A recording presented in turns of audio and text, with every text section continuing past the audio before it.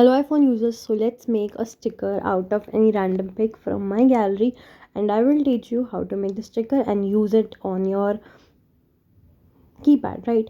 So this is a picture, right, of a DT, and now I have holded it, selected it, and there is an option of add sticker, right? When you hold it, right?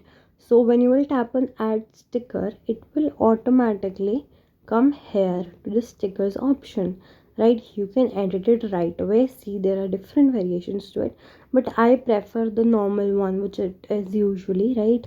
And now see, you can add a new one by changing the sticker filter, etc. Now this has been added, and now I will go to WhatsApp to send it to someone. So where you will get it, so I'll tell you. Now this is a keypad.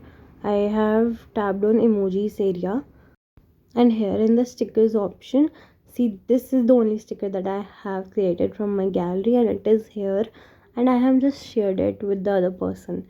And that's how we create a sticker. And see, here the sticker is here, and you can edit it later as well. See the next video. Tada.